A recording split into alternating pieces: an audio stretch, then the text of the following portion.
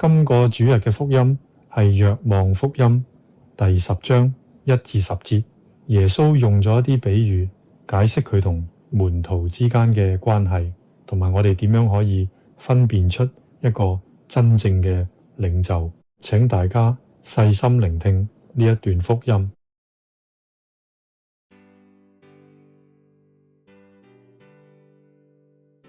那時，耶穌對群眾說：我實實在在告訴你們，那不從門進入羊棧，卻從別處爬進去的，便是盜賊，是土匪。但羊群的牧人從門進入羊棧，守門的人給他開門，羊群也聽得出他的聲音。他呼喚每一隻羊的名字，領他們出去。他把自己的羊帶出去後，便走在羊群前面，讓羊群跟着，因為他們認得牧人的聲音。若是個陌生人，羊群就不跟隨，反而要逃避，因為羊群認不出陌生人的聲音。耶穌給他們說了這個比喻，可是他們不明白他說的是什麼意思。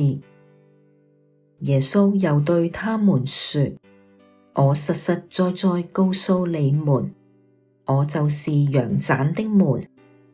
那些在我之前來的，都是盜賊土匪，羊不聽他們的。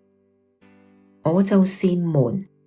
那經過我進來的，必會得救，能進能出，能找到草場。盜賊來，是為了偷竊、殺害、破壞一切。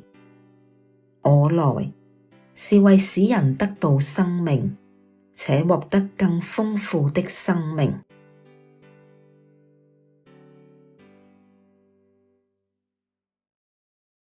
喺呢段值得留意嘅地方有好幾個。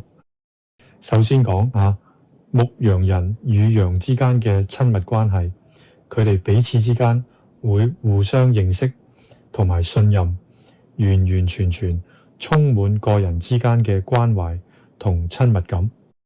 其次就係話俾我哋知，耶穌係唯一嘅門，唯有佢先可以俾到安全嘅保障，可以獲得救恩同豐盛生命嘅唯一途徑。呢個係一個好重要嘅神學宣告，指出通過佢先可以得到真正嘅生命。最後就係真假領袖嘅對比，唔知大家從中又有冇得到一啲領悟呢？喺現實情況之下，現今嘅牧者又係唔係真係熟悉佢嘅羊呢？而羊又係唔係真心願意追隨佢嘅牧者呢？呢一啲問題都好值得我哋反思一下。主又